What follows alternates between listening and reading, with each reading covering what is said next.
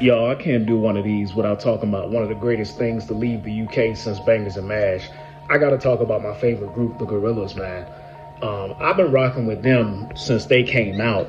Long way ago. We talked about in the other video, the early 2000s, and all of these unique groups was coming out bringing a type of a futuristic sound. And the type of sound that Damon Albarn was bringing to the table as far as music wasn't necessarily like futuristic in the way that it sounded, but it was futuristic in the way of how he incorporated different elements from different genres inside of what we know today as the Gorillaz. I think back then, and it would have been appropriate because nobody really would have known what the fuck to call, like what name to give the type of genre of music that the Gorillaz was bringing at the time, especially since the most popular song at the time was what was it? Not Feel Good Inc. That was the second album. Most popular song at the time was Clint Eastwood. And so at the time it was labeled trip hop. I think for the longest time it kept that title, but even if it still does, I haven't checked recently, even if it still does, I definitely would brand them like somewhat of an eclectic band that leans more towards hip hop and elements like that. But that's not even a bad thing. That's just like, that just goes to show how much of his own lane that Damon and any of the crew that works with Gorillaz really are when it comes down to it. One thing that pops off when I start thinking about Damon Albarn and his music is how he brought his music to popularity, or how it got popular, and it was through the medium of cartoons, which was wild at the time. You didn't have anybody doing what he was doing as far as creating basically a fictional group that actually at some point gets to, headline music award shows and get their own awards for being like a cartoon group, but being so goddamn good that people was like, hey, we don't give a fuck what they look like. They sound good. That's one thing I rock with when it comes to Damon and all of his music. And then on top of that, like, his voice is top notch. He does something with the sound of his voice and the sound of his music, regardless of what kind of tale that he's telling inside of his songs, right? It always gives off this air, this vibe of kind of like like an old school 70s scary movie vibe about his songs and his music, and that's a vibe that I rock with. So I'm already naturally gravitating towards this style of music and what these guys are doing and have been doing for the longest goddamn time. I think they're still even going. Actually, I know they're still going because I want to go to one of their concerts. And unfortunately, where I live, they don't have a concert available, and I damn sure at least at the moment don't have the funds to go like venture out and try and drive however many hours it is to get to another concert. Most of y'all know, even if you think you don't know a Gorillaz song, I'm more than positive most of you guys know. Whether you follow me, whether you don't follow me, there's somebody out there that has heard a Gorillaz song and can recognize, oh, I know that group, or I've heard them before, but I don't know the name. That's Gorillaz. I do wish I had their albums. That's the only thing that I don't have, is their albums. Out of all the music I've heard and of all the songs I heard, I don't have any kind of physical copies, and I need to fix that soon. Because when I was saying like, this is my favorite group, this is my favorite group.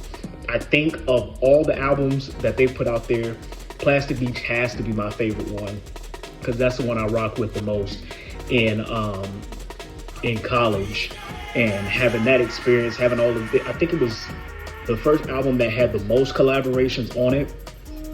And then that's kind of when, after Plastic Beach, that's kind of when I stopped listening to most of their stuff, because then I noticed, especially in that one album, I don't even remember the name. I didn't even give a chance to listen to it. But I know that one album that contained that one song, Saturn's Bars, that's the one I disliked the most, because it had so many features on there. Damon at one point even talked about how, hey, I know a lot of people didn't like this album as much, but I just got ahead of myself and I wanted to put all these people in here and and then that album happened, and it just it bothered me. I don't want to say it bothered me. It makes it sound kind of selfish, I guess. It didn't bother me, but it kind of was like a sour feeling for that album because I was really expecting it after Plastic Beach and then after hearing The Fall, which was supposed to be the album after Plastic Beach that Damon actually did on road on his like little chord machine with his crew. So he came up with like a makeshift album on his tour out of nowhere. And so after that, I'm expecting like this big album drop, and then I get this album, and I barely get to hear Damon's voice. That's one of the reasons I like the Gorillaz, is to hear 2D who Damon Albarn is or portrays when they go into like the cartoon stuff. You get to hear him sing, and in this album, you barely got to hear any of Damon and stuff like that. But Gorillaz is a ride, man. If by slim ass chance you don't know them, do yourself a favor. One of the best musical groups that's out there today. So a lot of people talk about all these influential artists that came out of the 70s and the 80s market when they came to music. So you got people like Queen, you got people like Prince, of course Michael Jackson and things like that. But I think it's very important when we're talking about especially artists that came after that time to give credit where credit is due. The Gorillaz definitely earned that respect to go down as one of the greatest musical groups to ever exist because of how far they pushed it as far as where they could go, based on something that no one has ever done with music before, and that's literally this group that's based off of a cartoon. Fun fact, what's actually fucking crazy is that the Gorillaz actually, if you know the goddamn cartoon, the fucking Powerpuff Girls, the Gorillaz actually exist within the goddamn universe of the Powerpuff Girls, and that shit was confirmed when he did the album The Now Now. I think it was called The Now Now. And when something happened to Murdoch, they traded Ace to be the bass player instead of Murdoch and kind of had that cameo in there. That was fucking cool. I thought that was awesome.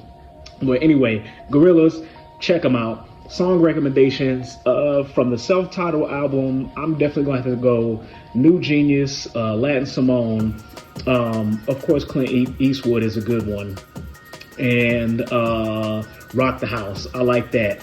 From Demon Days, you have Every Planet We Reach Is Dead. November Has Come, which has MF Doom, if you like MF Doom on that album.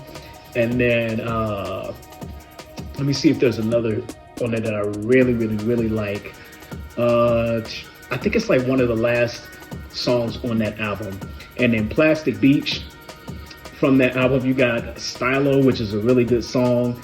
You have Empire Ants that has Little Dragon in there.